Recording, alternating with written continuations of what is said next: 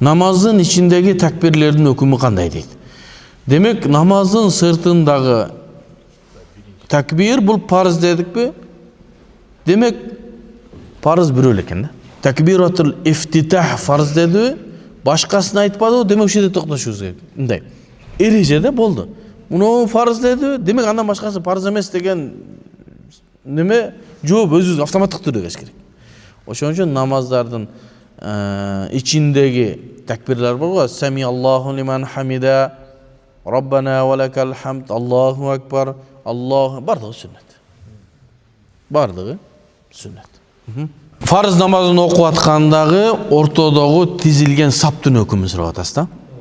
Namazdagı saptın hükümü mustahab. Az gelet astaqsırım. Namazdagı sap mustahab. Ошону карманганыбыз жакшы. Себеби аны аралыгын таштап койсо ортого шайтан туруп алат дейт. Пайгамбарыбыздын хадиси бар. Демек, сап мустахаб экен. Эми караңыз. Сапта турсаңыз, астын жактагы бирөө кеңирээк туруп алгандагы такбир айтылгандан кийин ана мынтип жакындатып мына жакта ордуну бошотуп койду да. Аркадагы адам алдыга жылыш керек болуп калды.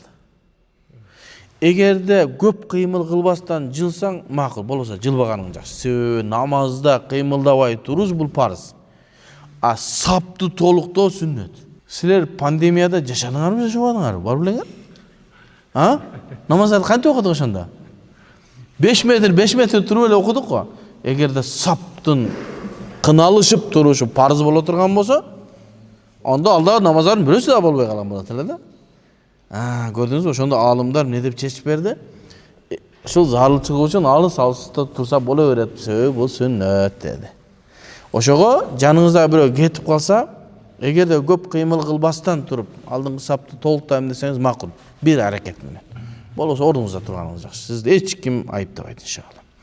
Ана муну таксырларда ушу фарз бекен же важип бекен билбейм да.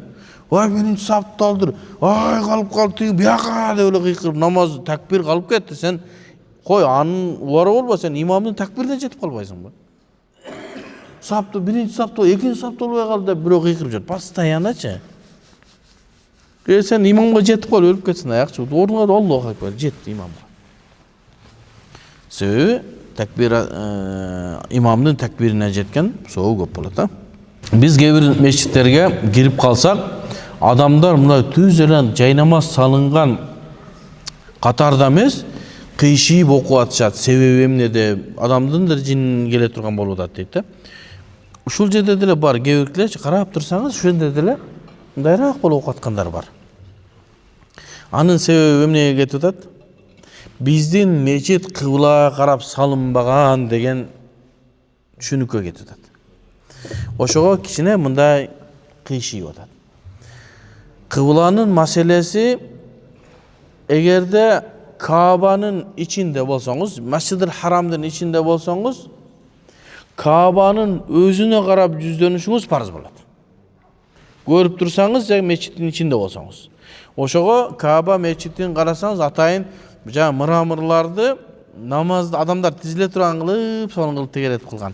Saptı şunday oңдойсуң sonun bolupçu. Kabe'nin Mescid-i Haram'dan sırtına çıkkandan keyin bola turgan bolsoң, bardыгы Кабага келип окуй албайт да. Мекканын ар жак бер жагында адамдар бар. Ошол Месжиди Харамга карап окуйт. Кабага карап эмес. Себеби Кабага карап окуу мүмкүн эмес. Мечитке карап окуйт. Меккеден чыккандан кийин Мадинада жашагандар бар, Жиддеде жашагандар бар. Меккеге карап окуйт. Кабаны табыш мүмкүн эмес Мадинадан туруп. Саудиядан чыгып кеткенден кийин Саудияны карайсың, Кабаны эмес. Месжид-i Харамды эмес. Саудия жакты карайсың. Бул ошон үчүн бизге күн батыштан бир аз солураак деп коет. Мындай болжолдуу түрдө. Адамдар эч качан Айнул Кабаны мечиттин сыртына чыккандан кийин талап кылынбайт. Bizde Nasat Medya, Allah'ım razı olsun, ulan taksırım, şerden türüp görüyorsun Kabe ayakta kendini. Karasan bul toşuna görgöz biret de. Bunda erak kıyışıyıp dursa bizim meçitimiz durames bulup kaldı. Biz tarapka karap namaz okuga buyurulganbız. Özün tavuşka millettü emez. Bizden meçitler mümkün hem kişine bir yarım metre mınday, kişine mınday boluşu mümkün. Eğer kıbla bu yakta olsa, Мехрапты 12-қа қойса, анан ошондо анан туура эмес болуп калды. Себеби таптакыр тиги башка жакты карап калдык биз. Бирок бул жер мындай түз, мындай кичине, бардыгы ошол батыштын Саудияны карап турабыз. Бардыгы дурус, ойлонбош керек. Бул телефондордогу Кабаны так алып берген нерселер жаңы мечит салып атсаң, нур үстүнө нур кыла бер ошону. Эч проблема эмес. Бирок салынган мечиттерде мына кайсы мехрапты ошого карап окуй бериш керек. Биздин мехраптар мыналар дээрлик 99,9%, балки 100% туура эле салынган. Эч ким мындай такыр башка жагына карап салынган мечит жок.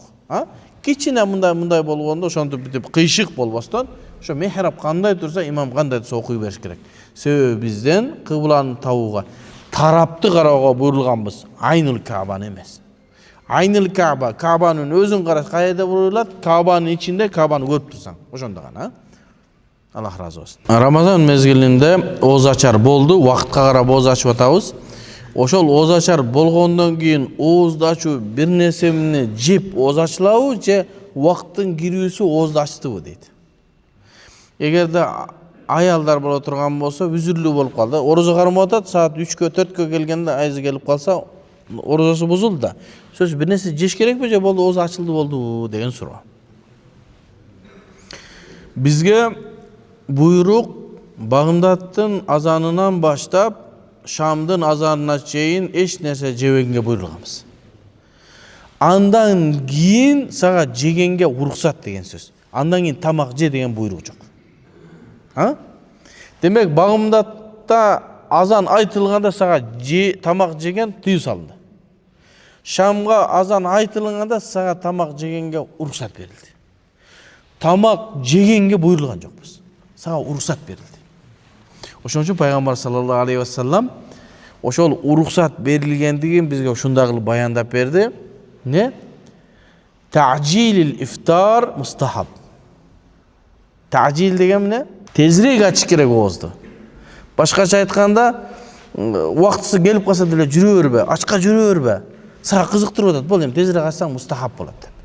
Ошо азанга айтылгандай бир нерсе эртерээк тамак жеп калуу гана мустахаб. Бир нерсе жебүү милдеттүү эмес.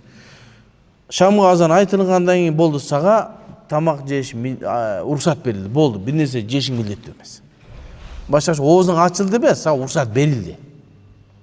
Ал эми аялдардын маселесине ошол фарыз намаз мезгили, фарыз вакытта үзүрлүү болуп калды, автоматтык түрдө орозосу бузулду. Ал бир нерсе жейби, жебейби кызык. Бир маселе бар, экөөнүн айырмасын билип алайлы. Бир үзүрлүү аял эртең менен орозону ниет кылды дагы 12-ге келгенде үзүрлүү болуп калды. Айызы келип калса, жок, мен шамга чейин орозо кармай берем деген дурус эмес. Себеби ага буйрук берилген жок, ага болду, андан орозосу бузулду. Ал бир нерсе жесин дейт. Өзүм кармайм, мен орозо кармай берем десе, как будто ал арам мезгилинде тамак жебестен мен орозо кармап атам деген. Айыз мезгилинде орозо кармаш арам болот. Ошон үчүн бир нерсе жесин милдеттүү түрдө дейт. Ал эми бир аял бар, айыз болуп келатат, тазаланды. Канчада тазаланды? Эртең менен саат 11-де тазаланды. Ниет кылайлы, 11-де дебейин, 3-тө тазаланды. Эртең менен ал Багымдатта ниет кылыш керек болчу да, кылбай калды. Башкача айтканда, орозо күндүн жарым өтүп кетти.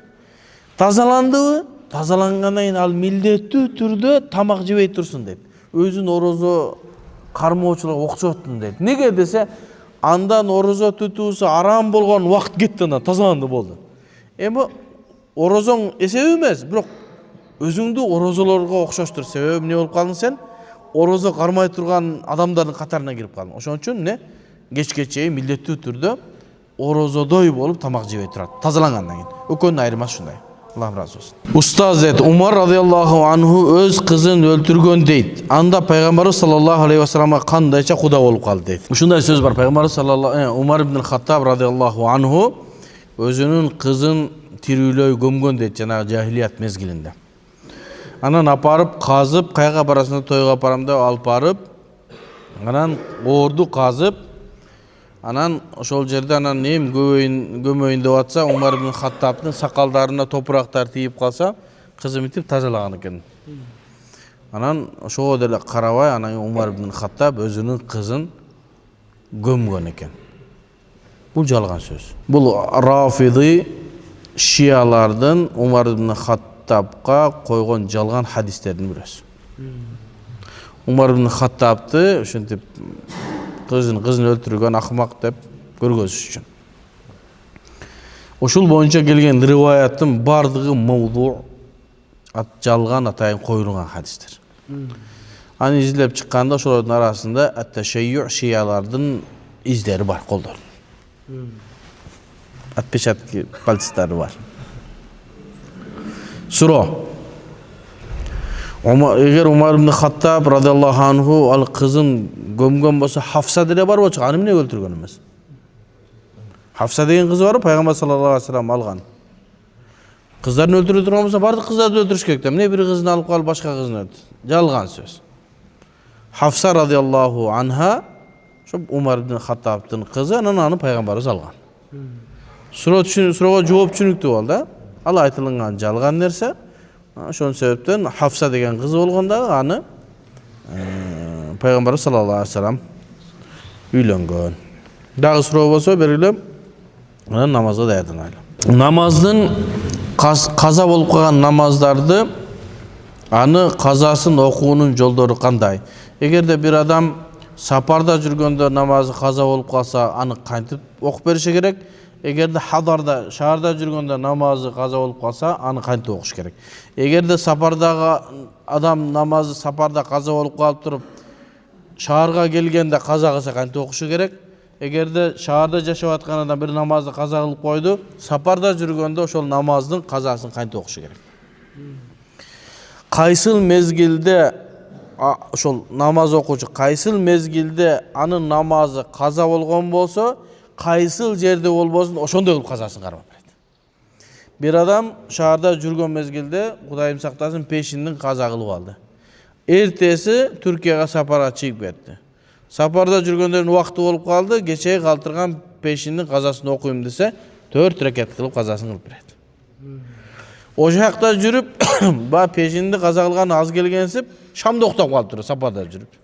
Шам каза болуп калды, окуганга мүмкүнчүлүгү жок. Кийин Бишкекке келгенден кийин Түркияда жүргөн шам окушуң керек десе, эми шам проблема эмес. Башканы айтачы, Куптанды айталыга. Куптанды ал жакта каза кылып койду Түркияда. Кыргызстанга келип каза кылам десем, эмне кылып каза кылат? 2 рекеттин каза кылат. Себеби ага Турцияда жүргөндө Куптан миллеттүү 2 рекет болгон. Эми Бишкекке келгенде Түркияда каза болгон 2 рекет Куптанды казасын окуйм дегенде Бишкекте 2 рекет кылат. Жооп толук эле болду. Аллахым разы болсун. Каза намаздарды окуп атканда Кудайым бизден разы болсун, 30га чыгып намаз окуп калганбыз да. Калып кетти нар жакта намаздарыбыз. Кайсы мезгилде, кайсы жерде сапарда жүрдүк, кандай болду, эсибизде жок дейт. Казасын окуп атканда кантип намаз окуйбуз дейт. Эгерде сиздин кайсы мезгилде жүргөнүңүз, мисалы үчүн 20 жашыңызда намаз окуп баштасаңыз, 18 жашыңызда, 17 жашыңызда каяка сапарга баргандарыңыз эсиңизде жок. Казасын окуп атканда эстегенге аракет кылсак болбосо, асыл кандай 4 рекетпи, 4 рекет менен окуй бериш керек. Өзү мисалы үчүн бир адам сапарда жүрүп, адашып кетип, пешинди 4 рекет окуп койду. 2 рекети парзынан кутулду, 2 рекет нафил болуп кетти. Бирок атайлап окуйм десе, 2 рекети парз болду, 2 рекети нафил болду, күнөөкөр болду. Себеби Аллах Таала сен 2 рекет окудуса, кыйын болуп 4 рекет окусаң, намазың өттү, бирок күнөөкөр болдуң, 2 рекет нафил өттү. Демек, сен канча намазың сапарда жүргөнүң билбесең, асыл негиз 4 рекет беле, ошо менен окуй беребиз. Өзү кийин жана калбырда элегенде билингенде эле 2 рекетиң парзга өтүп, 2 рекетиңиз нафилге өтүп кете берет иншалла. Билсеңиз нур үстүнө нур, билбесеңиз ошондой кылып асыл менен окулуна берет. Аллахым разы болсун. Каза намаздарды окуп атканда сүннөттөрдүн казасы окулунбайт. Парыздар гана окулунат, анан витир важип гана каза кылынат. Себеби важип эмне себептен каза кылып атабыз десе, ашбах бил фард. Парызга жакыныраак. Ошон үчүн аны казасын окуйбуз dedi. Сүннөттөрдүн качан казасы окулунат десе, эки эле абалда сүннөттүн казасы окулунат. Ал качан десе, багымдатты Кудайым өзү сактасын, багымдаттын уктап калыпсың да. Турсаң саат 9 болуп калыптыр. Каза кылсаң сүннөтү менен парызын кошо каза кыласың. Эгер пешинге чейин болсо, пешинден өтүп кеткен болуп анан казасын окуйм десең, багымдаттын анда парызын гана каза кыласың. Ушул орунда гана сүннөтү кошо окулунат, казасы. Андан кийин бир адам пешинге келсе, парыз башталып калды. Же болбосо жетишпей калды сүннөт окуганга. Сүннөт калып кетти. Себеби пешиндин астындагы сүннөттү пешиндин алдында окуш керек болчу да. Жуманын алдындагы сүннөттү жуманын алдында окуш керек болчу. Бирок сен дароо парызга кирип кеттиң, сүннөттү окубай калдың. Кетти. Эми аны парызды окугандан кийин пешин болсо биринчи 2 рекетти окуп, анан калып кеткен 4 рекет сүннөттү окуйсуң. Жума боло турган болсо биринчи 4 рекет сүннөттү окуйсуң, андан кийинки 4 рекет сүннөттү окуйсуң. Ошо менен ушул абалдарда гана сүннөттүн казасы окулат. Башка мезгилде сүннөт каза окулбайт.